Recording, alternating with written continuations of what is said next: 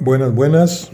Bueno, ahora vamos a continuar con una lectura que está dentro del libro de famosos casos de estafa y pillaje. ¿Sí? Entonces vamos a hacer una lectura del caso de esta que es la número 4, la valerosa señora Chadwick, de Willis Thornton, página 66. Vamos a esta lectura a ver de qué se trata esta estafa. Bueno, dice: La valerosa señora Chadwick, por Willis Thornton. Dice: cuando el brillante landau de la señora Leroy S. Chadwick pasaba por la avenida Euclid abajo en Cleveland, la gente volvía la cabeza con curiosidad. Todo el mundo estaba al tanto de las recepciones de la señora Chadwick, sus joyas, sus obras de beneficencia y su lujosa mansión. En los 3 años que siguieron a su matrimonio con el doctor Chadwick en Canadá, se había convertido en una celebridad. Eso lo sabía todo el mundo, pero de haber estado al corriente de lo que muchas personas de Eastwood, Ontario, hubieran podido contarles, se habrían evitado bastantes quebraderos de cabeza. Como otras muchas chicas de Ontario, la señora Chadwick se había trasladado a una importante ciudad norteamericana para abrirse camino en la vida. Indudablemente, ninguna había logrado resultados más espectaculares que ella. Cuando la señora Chadwick volvió a Toronto de visita, después de lo bien que le había ido en los Estados Unidos, compró para regalar a sus amigas 56 solitarios en Rairies, la joyería de moda por aquel entonces, cuyos vendedores andaban de cabeza para complacerla. Uno de ellos realizó un viaje de 20,000 kilómetros solo para conseguir a la señora Chadwick un diamante de $3,000. El día que lo compró, había gastado otros $3,000 en el único vestido de piel de foca confeccionado en el Canadá y en una alfombra adornada con colas de zorro. Los Chadwick recibían con la esplendidez que se espera de gente de alta posición y mucho dinero. Un visitante se sintió abrumado. 2 esculturas, recordaba, se erguían a ambos lados de la chimenea, con sendos jarrones, cada uno de 6 o 7 pies de alto. Delante, alfombras persas y orientales, pinturas al óleo, adornos de toda clase. Las habitaciones estaban atestadas. Me puse a calcular involuntariamente el costo de lo que llenaba solo uno de los cuartos. $20,000, me dije. Otros observadores, más cultivados, quedaban horrorizados ante el revoltijo artístico. Debajo de un cuadro de $30,000, firmado por John Constable, colgaba una hilera de 6 cuadros regalados por la revista Youth's Companion.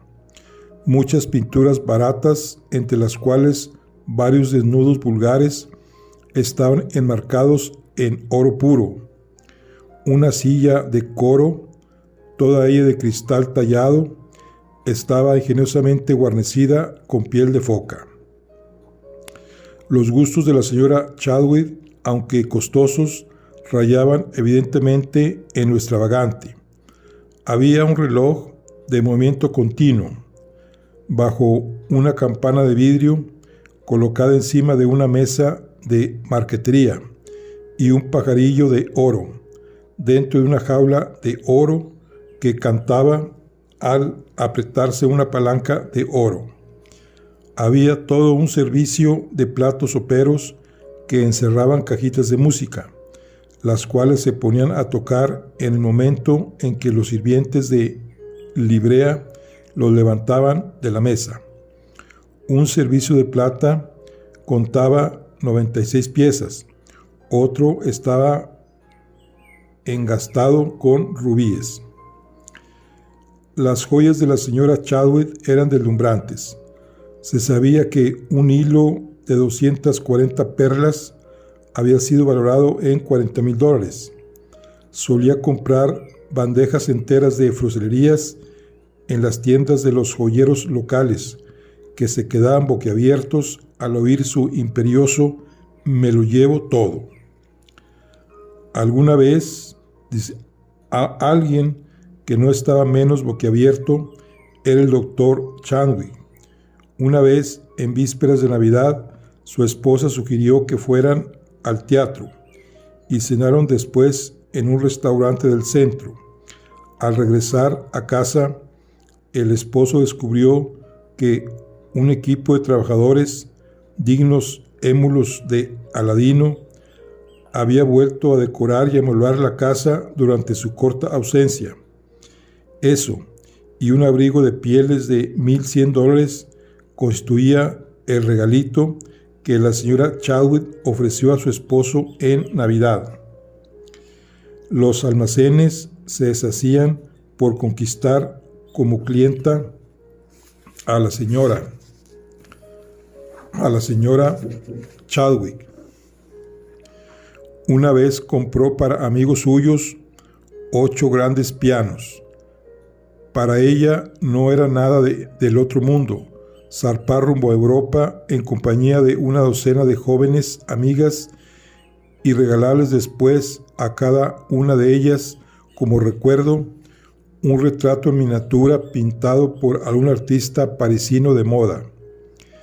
Le agradaba tener gente joven a su alrededor, generalmente un corrillo de bellas damitas, tal vez porque ella era poco agraciada. Más bien alta, su figura dejaba sin embargo mucho que desear. Su ropa y sus modales lindaban con lo vulgar, y estaba casi completamente sorda. Todo ello lo compensaba con una magnificencia espléndida que divertía a los pocos que no aturdía. Ocupado con sus pacientes y dedicado a la educación de la hija de un matrimonio anterior, el doctor Chadwick cada vez se dejaba ver menos entre la gente de Cleveland. Tranquilo, formal y bien asentado, permanecía entre las sombras del último término. Repentinamente, el 2 de noviembre de 1904, a los escritorios de los periódicos de Cleveland llegó una noticia telegráfica procedente de Boston. Un señor, Herbert B. Newton de Boston, demandaba a una tal señora Leroy Chadwick de Cleveland por falta de pago de una letra personal de $190,000 en la fecha de su vencimiento. La primera reacción de los periódicos de Cleveland fue pensar que no se podía tratar de Cassie Chadwick de la avenida Euclid. Tenía que haber algún error. Solo Harry N. Rickey, uno de los redactores de la Press de Cleveland, olfateó algo raro y comenzó a indagar. El 26 de noviembre de 1904, la Press apreció con lo que bien pudiera haber sido por E. W. Scripps, propietario del diario, y para el diario mismo, antecesor de los actuales periódicos Scripps Howards, una osadía exclusiva o un fracaso. Rickey publicó las vidas notablemente paralelas de una tal Elizabeth Bigley, una tal Madame de Vere y la señora Cassie L. Chadwick. Lo que se daba a entender era que las tres representaban una sola y misma persona. Es una personalidad asombrosa, declaraba la prez, asombrosa por sus ojos oscuros y brillantes, reservados y autoritarios, su cabello gris, aristócratamente peinado hacia arriba y su boca severa e inflexible. No era esta ni remotamente la descripción de una sirena, pero el artículo reconocía que la señora Chadwick conservaba las huellas de su belleza pasada. La Elizabeth Bigley, cuya vida había osado relatar el periódico junto con la de la señora Chadwick, había salido de Eastwood, Ontario, donde su padre era jefe de los ferrocarrileros. Muy pronto había saltado a la vista que Elizabeth no era una chica común y corriente. Tenía una notable aptitud para hacer imitaciones y una voz expresiva, por lo cual solía destacarse en las fiestas escolares. Una vez, en una barbería, Elizabeth pidió un bigote postizo y para pagarlo quiso dejar en prenda un reloj de oro, razón por la cual el barbero llamó a la policía. A los 21 años se mandó hacer tarjetas de visita que bajo su nombre llevaba impreso, heredera de $15,000. Fue más allá, compró $250 de lencería, pagando con una letra endosada por un rico granjero de Brantford y un órgano a cambio de un pagaré firmado por ella misma. Cuando llegó el vencimiento, entregó otro pagaré falsificado. La arrestaron y juzgaron en Woodstock por falsificación. En el juicio, un comerciante atestiguó que en cierta ocasión le había hecho un enorme pedido de comestibles, incluyendo varios barriles de azúcar, intentando obtenerlo a crédito. El tribunal consideró que la actitud de la joven respecto al dinero resultaba normal y la indultó, juzgando que estaba trastornada. Elizabeth era una de esas personas extrañas para quienes no hay más realidad que la suya. Una vez afirmó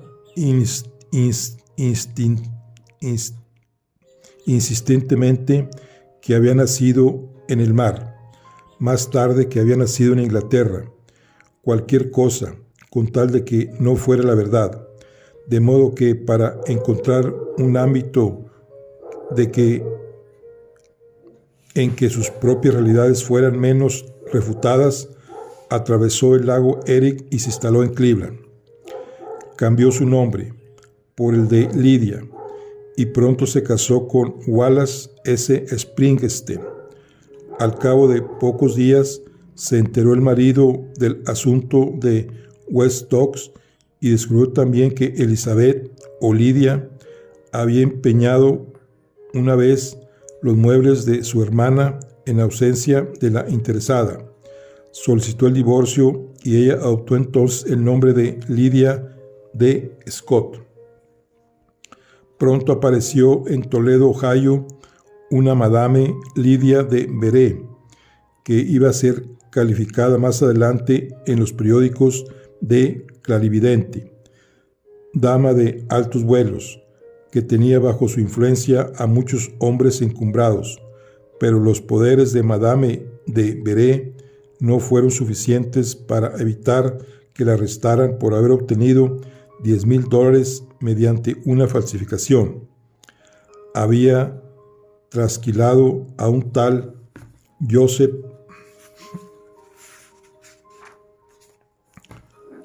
Lamb Cordero, persuadiéndolo de que la ayudara a que le hicieran efectivos varios de sus pagarés sin valor. Más adelante, el hombre diría de ella que era una de las mujeres más viles y peligrosas de toda la historia moderna. Fue condenada a pasar 9 años en el presidio de Ohio. A Lamb lo indultaron, fundándose en que había sido hipnotizado.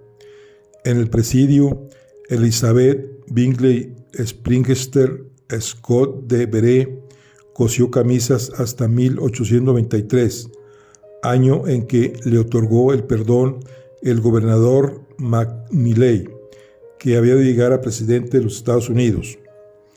Todo Cleveland se inquietó ante la idea de que pudiera existir alguna relación entre una vida tan agitada y la de la señora Chadwick. Todavía no había salido nada a la luz en el tribunal. No había ninguna acusación contra ella, únicamente una acción civil por el pagaré, cosa que ella hizo a un lado con un gélido comentario: esas feas acusaciones en mi contra son falsas, absolutamente falsas. El semanario de la gente bien de Cleveland, Tom Topis, tomó la cosa con mucha consideración. Deploraba la cantidad de pormenores mezquinos relacionados con el asunto Chadwick, cuando un periódico tan culto como el Leaders de Cleveland se refiere a la señora Chadwick como personalidad social de Cleveland. El destino resulta más palpable aún. Muchos de los asiduos de su casa comenzaron, sin embargo, a retirarse y a recordar lo poco que sabían del pasado de la señora Chadwick. Lo único que recordaban era que cuando la conoció el doctor Chadwick, ella vivía en Cleveland con su madre, su hermana y un hijo pequeño, bajo el nombre de señora C.L. Hoover, en condiciones un tanto extravagantes. La curiosidad nacional fue excitada por una declaración de los abogados bostonianos de Herbert Newton, el que la había demandado por $190,000, en el sentido de que él, Newton, se había dejado persuadir en forma espectacular y no precisamente por los encantos femeninos. El alguacil del condado, Thomas Porter, que había llevado la citación de Boston al hogar de los Chadwick, declaró a los reporteros: cada vez que la señora Chadwick me miraba, me sentía como aturdido. Eso fue lo que incitó a la Press a reproducir en gran tamaño un imponente retrato de los ojos de la Chadwick.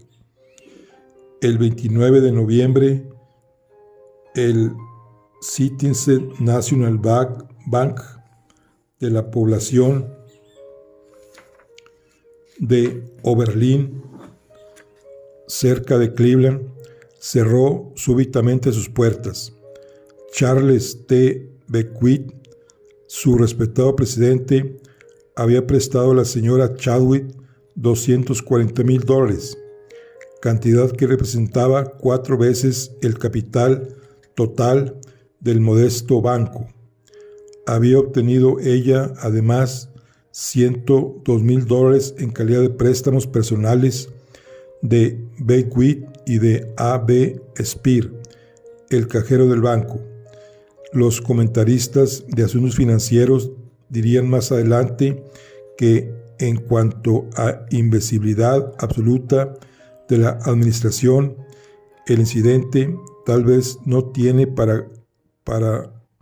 parangón en la historia de los desastres bancarios nacionales. Y sin embargo, en el mes de abril anterior, un inspector había considerado el préstamo como seguro. La Press publicó una espeluznante historia según la cual Beckwith había suplicado de rodillas el pago de la suma que podría salvar su reputación y su banco, y que al serle denegada se desmayó. La historia del banco resultaba tristemente familiar en los grandes almacenes. La señora Chadwick había empezado por pedir a Beckwith préstamos pequeños, que había devuelto rápidamente. Más adelante las cantidades fueron creciendo, y si bien al principio las pagaba, no tardó en desconocerlas. También las enormes facturas sin pagar de los almacenes habían ido creciendo del mismo modo. La prensa comenzó a soltar la lengua, haciendo revelaciones día tras día. Existían pagarés fabulosos, se decía, a favor de la señora Chadwick, firmados nada menos que por Andrew Carnegie, el titán de las finanzas. La verdad era que la señora Chadwick había dado a entender a varias personas que era hija ilegítima de Carnegie. Entonces apareció un informe completo según el cual en 1902 la señora Chadwick había interesado a varios distinguidos abogados de Cleveland en la creación de un gigantesco banco de depósito. Les había contado la siguiente historia, que era sobrina de Federico Masso, socio de Carnegie, y que heredaría de él una suma de 5 a 7 millones de dólares en valores. Carnegie, insinuando de nuevo vínculos de sangre entre el multimillonario y ella, aseguró que Carnegie había sido depositario de su patrimonio, haciéndole crecer hasta 11 millones. Ahora que estaba viejo y pensaba retirarse, deseaba que lo relevaran de su responsabilidad. La señora Chadwick se reunió en Nueva York con los abogados de Cleveland y fue en coche con ellos hasta la casa de Carnegie. Lo mejor sería que ellos esperaran afuera, en el coche, sugirió, pues Carnegie podría resentir la presencia de abogados al tratar asuntos tan delicados. Entró en la casa y permaneció dentro unos 20 minutos. Al volver al carruaje donde la esperaban los abogados, les mostró, llena de júbilo, 2 letras por casi $1 millón firmadas Andrew Carnegie, y con ellas un paquete que, según dijo, contenía valores de Caledonia Railway. Evidentemente, los abogados quedaron impresionados, pero después de investigar a fondo, abandonaron discretamente el campo. Ahora, 2 años después, los reporteros se enteraron de la intervención de Carnegie y se precipitaron a las oficinas del potentado. Lo único que obtuvieron ahí fue la declaración de un secretario: el señor Carnegie no está enterado de nada. A pesar de lo cual, seguía en pie el cuento de que Erie Reynolds, de la Wade Park Banker Company de Cleveland, conservaba en su poder un formidable paquete de valores a nombre de la señora Chadwick. El 2 de diciembre, la Press publicó la vida entera de la Chadwick, cronológicamente, empezando por Elizabeth Bigley, pasando por la señora Springsteen y por una fase como señora Scott, prosiguiendo con el episodio de Toledo, harto conocido ya bajo el nombre de Veré, y terminando en Cleveland con su última reencarnación como señora Hopper, antes de contraer matrimonio con el doctor Chadwick. La historia estaba completa, y cuando la señora Chadwick partió a Nueva York, la Press afirmó lisa y llanamente que detrás de la señora Chadwick no había nadie más que la señora Chadwick misma, y que el gran interés financiero que se suponía respaldarla solo se componía de la totalidad de los ingenuos a los que ella había sabido embaucar a través de los años. Finalmente, el público se convenció del fraude y afluyeron los pequeños acreedores que tenían la esperanza de recuperar algo del crédito que tan generosamente habían otorgado, además de una formidable serie de tiendas de la región de Cleveland, un modisto neoyorquino presentó un embargo por $1,000, además de una reclamación por $250 de artículos, varios recién importados de Bruselas. En aquel preciso momento, un procurador de distrito de los Estados Unidos hizo su aparición en escena. John L. Sullivan encontró y dio a la publicidad el pagaré que había sido conservado por el Banco de Oberlin como garantía de su préstamo. Decía así: 7 de enero de 1904, a un año a partir de la fecha, promete pagar a la orden de C.L. Chadwick la cantidad de $250,000 en mis oficinas de la ciudad de Nueva York. Interés 5%. André Carnegie. Era una falsificación notoria, semejante a las letras que 2 años antes había sacado de la casa de Carnegie para enseñárselas a los abogados de Cleveland, que estaban esperándola en el coche. La señora Chadwick, al entrar en la casa de los Carnegie, llevaba consigo los pagarés previamente preparados y el paquete de obligaciones. Se las había arreglado de algún modo para permanecer en la casa, fingiendo tal vez una indisposición repentina, el tiempo suficiente para dar la impresión de que había hecho una visita. Al enfrentarse a una estafa tan formidable que ponía en peligro a todos los bancos locales, los financieros de Cleveland hicieron pública una declaración conjunta para tranquilizar a los depositantes inquietos. Solo había pagarés en la Chadwick por $17,000 en los bancos de Cleveland, aseguraban, y todos ellos en el Wade Park Bank. Los pequeños bancos de Elyria, población cercana, resultaron igualmente afectados, y ahora se había averiguado que lo mismo había ocurrido en Pittsburgh. También ahí la magia del apellido Carnegie había servido de abre de sésamo para las bóvedas de varios bancos. La señora Chadwick, trasladándose de la Holland House a New Brazil Hotel de Nueva York, luchó hasta el final. Iba de un lado a otro en carruaje.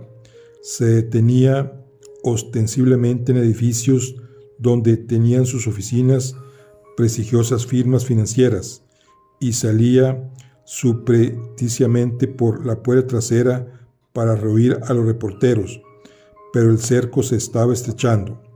El 8 de diciembre fueron a detenerla cuando se encontraba en cama, enferma, en el New Brazil Hotel, bajo la acusación de haber incitado y ayudado a un funcionario de un banco nacional a cometer un desfalco. Fue encarcelada en la penitenciaría de la ciudad de Nueva York. Al día siguiente, su paquete de valores depositado en el Wade Park Bank de Cleveland fue abierto por las autoridades.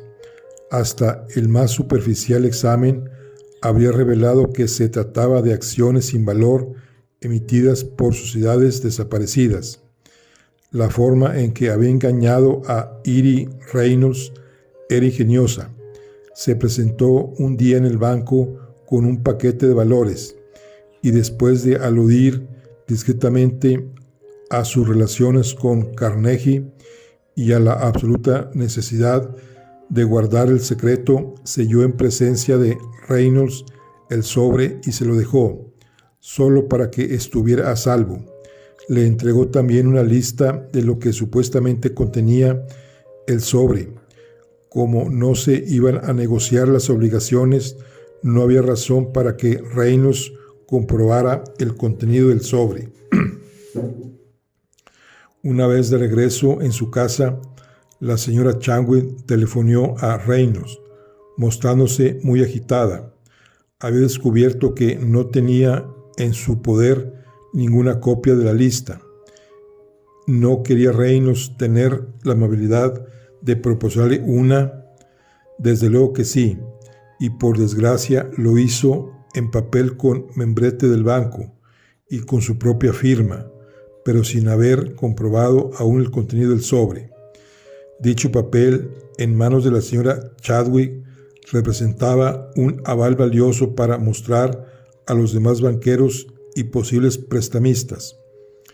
No podrían dejar de sentirse impresionados por un papel en el cual se indicaba que la señora Chadwick tenía depositados más de $5 millones en el Watt Park Bank, aun cuando los valores de la lista no se ofrecieran directamente como garantía. Pero la verdad se supo en cuanto se abrió finalmente el sobre.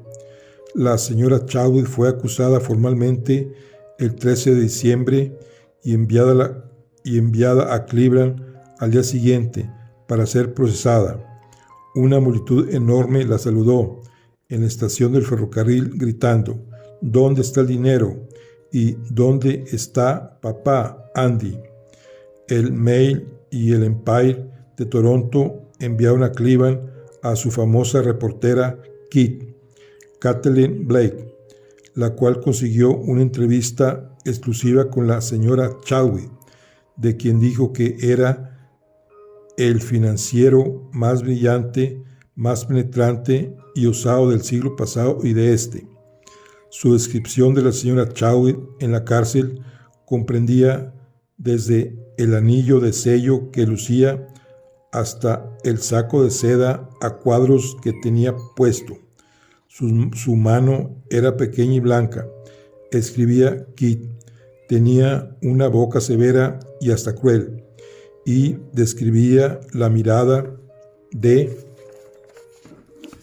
la señora Chadwick como tan penetrante y rápida que me impresionó profundamente. El pobre Charles DeWitt de Citizens National Bank de Oberlin, en bancarrota, patético y completamente destrozado, falleció antes de que el caso fuera juzgado. Había dicho de la señora Chadwick que era el fraude más astuto del mundo. Al iniciarse el juicio, muchos insistían aún en que la señora Chadwick pagaría todas sus deudas y saldría del paso con unos cuantos millones más. Un hijo de 15 años que había tenido de un matrimonio anterior hizo su aparición y permaneció lealmente al lado de su madre. Pero pronto se descubrió todo. Andrew Carnegie estuvo presente, con ojos chispeantes que revelaban lo que se estaba divirtiendo. Un jurado compuesto de rostros adustos no perdió mucho tiempo en llegar al veredicto de culpable, y el juez sentenció a la señora Chadwick a pasar 10 años en el presidio del estado de Ohio. Cuando la llevaron de regreso a la cárcel, la señora Chadwick gritó: «No soy culpable, créanme, suéltenme. ¡Ay, Dios mío, suéltenme!». 2 enfermeras la atendieron mientras se dejaba llevar por una crisis de histeria tendida en un sofá. Después la condujeron a su celda. El doctor Chadwick, evidentemente tan inocente como engañado, abandonó Cleveland. Más tarde se supo que ganaba $100 semanales tocando el órgano de $9,000 que su esposa había adquirido años antes. La señora Chadwick fue enviada a la penitenciaría de Columbus, donde volvió a practicar el oficio de camisera. Mientras estuvo ahí, reveló poca amargura. Más bien parecía haber adoptado la actitud del jugador: hay que saber perder. Murió en la cárcel el 10 de octubre de 1907 y fue enterrada en Eastwood, su pueblo natal. Nadie sabía nunca exactamente cuánto dinero logró estafar. Indudablemente no sería menos de $1,500,000. Las reclamaciones por quiebra ascendían a $818,300, pero gran parte de las pérdidas de particulares y bancos fueron ocultadas por banqueros sonrojados, más dispuestos a perder dinero que hacer del conocimiento público su estúpido comportamiento. La señora Chadwick había echado por tierra la creencia de que una mujer estafadora ha de ser bella. Edificó su carrera sobre principios más prácticos y duraderos que podían resumirse como sigue. Primero, una mujer de 47 años de edad, sin encantos físicos, es capaz de llegar muy lejos en el ámbito social si se muestra pródiga y se rodea de mujeres bonitas y simpáticas. Segundo, viviendo como si uno dispusiera de dinero y de crédito ilimitados, se puede comprar prácticamente todo y persuadir a la gente de que vale la pena comportarse servilmente con tal de codearse con uno. Y tercero, los banqueros son propensos a prestar dinero abierta y alegremente a aquellos a quienes creen ricos. Tales son las enseñanzas que la hija de un jefe ferroviario de Ontario impartió a la alta sociedad y al mundo de las finanzas. Bueno, esta es la historia de la valerosa señora Chadwick. Nos vemos con la siguiente charla de famosos casos de estafa y pillaje. Nos vemos en la siguiente. Hasta luego.